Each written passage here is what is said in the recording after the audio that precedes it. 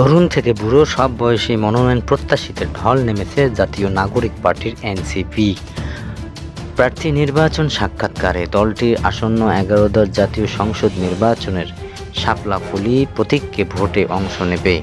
মঙ্গলবার সকাল 9:30 থেকে রাজধানীর শহীদ আবু সাঈদ কনভেনশন সেন্টারে 3 তলায় মনোনয়ন প্রত্যাশীদের দ্বিতীয় দিনের সাক্ষাৎকার গ্রহণ শুরু। কনভারসেশন হলো ঘুরে ও কথা বলে জানা গেছে, মনোনয়ন প্রত্যাশীরা একে একে সাক্ষাৎকার বোর্ডে সামনে হাজির হয়ে নিজেদের রাজনৈতিক অভিজ্ঞতা, এলাকার উন্নয়ন পরিকল্পনা, দলীয় নীতি আদর্শের বিশ্বাস ও জনগণের সঙ্গে কাজের পরিকল্পনার কথা তুলে ধরেন। একই সঙ্গে এনসিপির বিরোধী দল হলো তারা দেশের জন্য কিভাবে কাজ করবে যে সব বিষয়ে তুলে ধরেন। সাক্ষাৎকার দিতে এসে 70 বছর বয়সী মোহাম্মদ জহিরুল ইসলাম খান, তিনি ঝালকাঠি 2 আসন থেকে মনোনয়ন প্রত্যাশী। ঝিনাইদহ 1 আসন থেকে মনোনয়ন চান রিয়া পারভীন। লালমনিরহাট 3 আসনে মনোনয়ন প্রত্যাশী 35 বছর বয়সী মোহাম্মদ মকবুল হোসেন।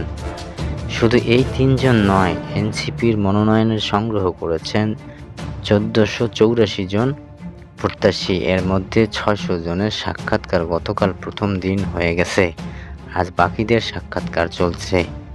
জাতীয় নাগরিক পার্টি এনসিপি মিডিয়া সেলের সংসদ ও দলীয় যুগ্ম মুখ্য সমন্বয়ক খান মাহমুদ মোরসালিন জানিয়েছেন, মতবিনিময়ের মনোনয়ন প্রত্যাশীদের যোগ্যতা, দক্ষতা, রাজনৈতিক দর্শন ও সাংগঠনিক সক্ষমতা ও জনগণের সঙ্গে তাদের সংযোগ, এসব বিষয়ের উপর ভিত্তি করে প্রার্থীদের মূল্যায়ন করা হবে। এই প্রক্রিয়ার মাধ্যমে চূড়ান্ত নির্বাচনের প্রাথমিক ধাপ সম্পূর্ণ করবে জাতীয় নাগরিক পার্টি।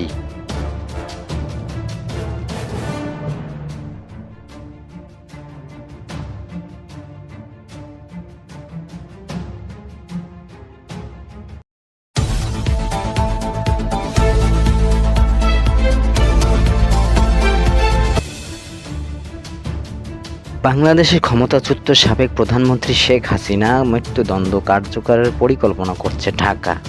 মানবতা বিরোধী অপরাধের দায়ে সম্প্রতি আদালত তার বিরুদ্ধে এই রায় দিয়েছেন। কিন্তু এই রায়ের কার্যকরের পথে সবচেয়ে বড় বাধা এখন ভারত। গত শনিবার এক প্রতিবেদনে এমন তথ্যই জানিয়েছেন মার্কিন সংবাদ মাধ্যম CNN। একসময় শেখ হাসিনা ধর্মনিরপেক্ষতার প্রতীক হিসেবে পরিচিত ছিলেন। একই সঙ্গে তিনি একজন বিপ্লবী নেতার কন্যা। 1970-এর দশকে বাবার নৃশংস হত্যাকাণ্ড তার রাজনৈতিক উত্থানের পথ খুলে দিয়েছিল। কিন্তু বাংলাদেশের রাজনীতিতে শীর্ষে ওঠা শেখ হাসিনার এই উত্থানের পর এসেছে নাটকীয় পতন, আর তা ছাত্র জনতার গণ আন্দোলনের মুখে ক্ষমতাচ্যুত এবং শেষ পর্যন্ত পালিয়ে ভারতে আত্মগোপন করেন। এখন তার অনুপস্থিতিতে দেওয়া মৃত্যুদণ্ড কার্যকর হতে পারে যদি ভারত তাকে ফেরত পাঠানোর সিদ্ধান্ত নেয়। 2024 সালের ছাত্র জনতার আন্দোলনের দমনে মানবতা বিরোধী অপরাধের দায়ে দোষী সাব্যস্ত হন তিনি। আন্দোলনটি শেষ পর্যন্ত তার সরকার পতন ঘটায়। এখন তিনি দুই দেশের রাজনৈতিক টানাপোড়েনের কেন্দ্রে রয়েছে, কারণ তাকে ফিরিয়ে দেওয়া দাবি বারবার করে চলছে বাংলাদেশি রাজনৈতিক বিশ্লেষক মুবাশ্বের হাসান বলেন, তিনি জনরস এড়াতে দেশ ছাড়তে বাধ্য হন, ভারতে লুকিয়ে আছেন আর মৃত্যুদণ্ড পেলেন। ঘটনাটি সত্যি ব্যতিক্রমী। হাসিনার রাজনীতির যাত্রা শেক্সপিয়ারের ট্র্যাজেডির মতোই মর্মান্তিক ঘটনা, নির্বাসন ও ক্ষমতার লড়াই, আর এসবই বাংলাদেশের ইতিহাসের সঙ্গে জড়িত। শেখ মুজিবুর রহমানের বড় মেয়ে হিসেবে স্বাধীনতার সংগ্রাম তিনি কাছ থেকেই দেখেছেন। পরিবারের সদস্যদের হত্যাকাণ্ডের পর রাতারাতি নির্বাসিত হন হাসিনা। 6 বছর ভারতেই কাটান এবং এটি ভবিষ্যৎ জীবনের ভারতের প্রতি তার আস্থাকে দৃঢ় করে। 1981 সালে দেশে ফেরার পর তিনি দেখেন জনগণ নতুন আশা নিয়ে তার দিকে তাকিয়ে আছেন। অন্যদিকে রাজনীতিতে প্রবেশ করেন আরেক ট্র্যাজেডির চরিত্র খালেদা জিয়া। আওয়ামী লীগের নেতৃত্বে নিয়ে শেখ হাসিনা বহু বছর সংগ্রামের পথ পাড়ি দেন। পরবর্তীতে 15 বছর তিনি কঠোর হাতে দেশ শাসন করেন। এদিকে দ্রুত অর্থনৈতিক প্রবৃদ্ধি, অন্যদিকে মানবাধিকার লঙ্ঘন, মিডিয়া ও বিরোধী দলের অপর দমন পীড়ন বাড়াতে থাকে। কিন্তু দেশের অভ্যন্তরে বাড়তে থাকে দমন পীড়ন। সমালোচনা করেন সে সময় প্রায় অভিযোগ করেন, যদিও বহু আন্দোলন ও হত্যা চেষ্টার মাধ্যমে হাসিনা ক্ষমতা টেলেনি, কিন্তু গত বছর শিক্ষার্থীর আন্দোলনে ছিল অন্যরকম। সরকারি চাকরির কোটা নিয়ে আন্দোলন দ্রুত দেশের জুড়ে বিক্ষোভ রূপ নেয়, কিন্তু সহিংসতা আন্দোলন থামায়নি, বরং আন্দোলনকে আরও উস্কে দেওয়া এবং শেষ পর্যন্ত হাসিনা সরকারের পতন ঘটে। হাসিনার বিরুদ্ধে অভিযোগ ছিল বিক্ষোভকারীদের হত্যা করতে উস্কানি দেওয়া, বিক্ষোভকারীদের ফাঁসির আদেশ দেওয়া, ড্রোন, অস্ত্র, হেলিকপ্টার দিয়ে আন্দোলনের দমন-পীড়ন নির্দেশনা। রায় ঘোষণা হলে আদালতের কান্না ও করতালিতে ভরে ওঠে। নিহত এক আন্দোলনকারীর বাবা আব্দুর রব বলেন, এতে একটু শান্তি পেলাম। তিনি বলেন, ভারতের হাসিনার বিরুদ্ধে অভিযোগকে রাজনৈতিক অপরাধ হিসেবে বিবেচনা করবে।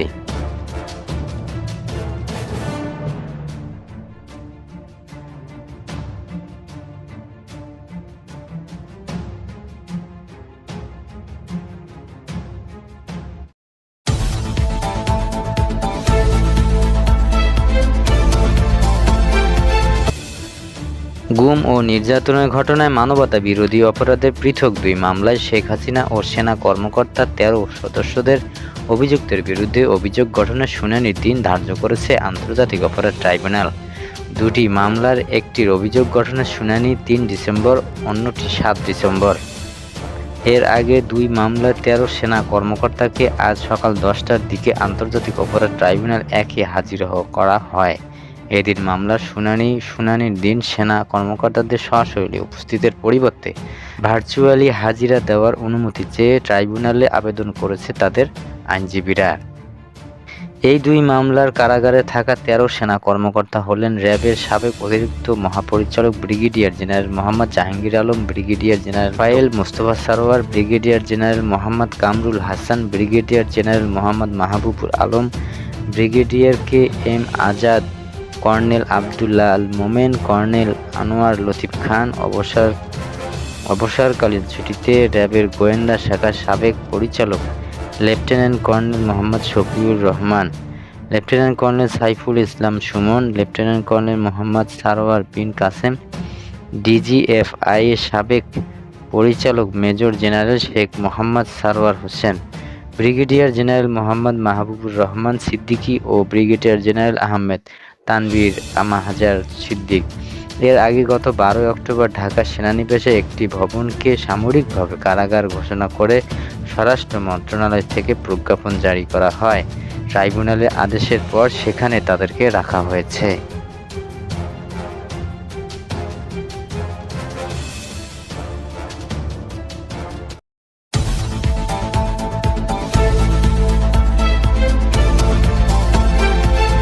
নতুন আরও ২ ভূমিকম্প হয়েছে শনিবার সন্ধ্যায়। আবহাওয়া অধিদপ্তর তথ্য মতে মাত্র ২ সেকেন্ডে ঘটে যাওয়া এই ২ ভূমিকম্পের একটি উৎপত্তিস্থল রাজধানীর বাড্ডায় এবং আরেকটির উৎপত্তিস্থল নরসিংদীতে।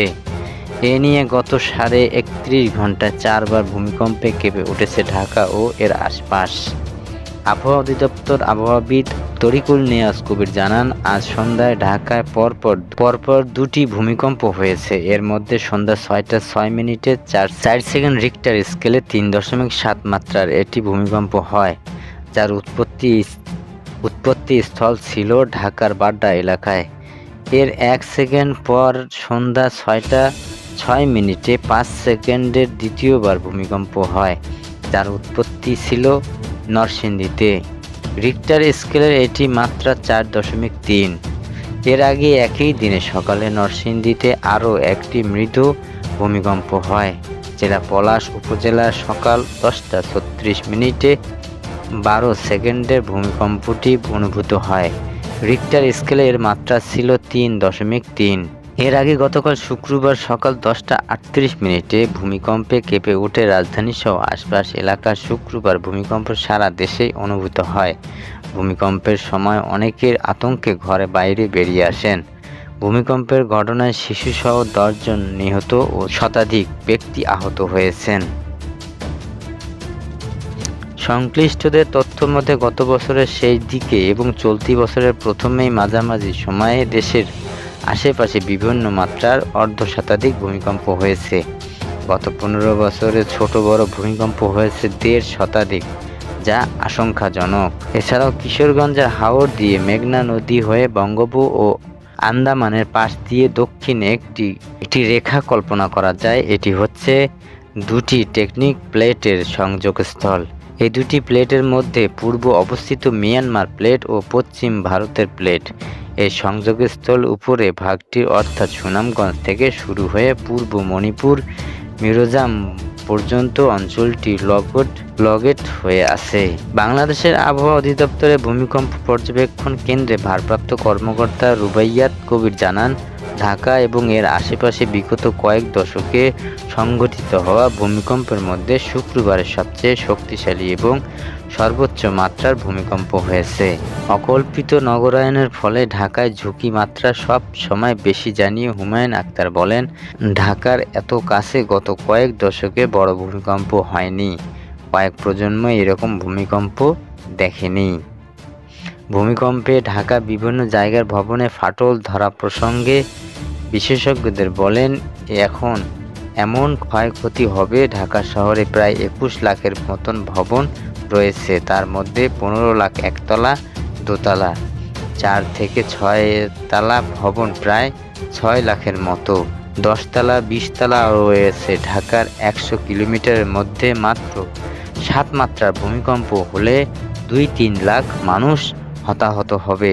ঢাকা শহরে ৩৫% ভবন ভেঙে পড়ার আশঙ্কা আছে।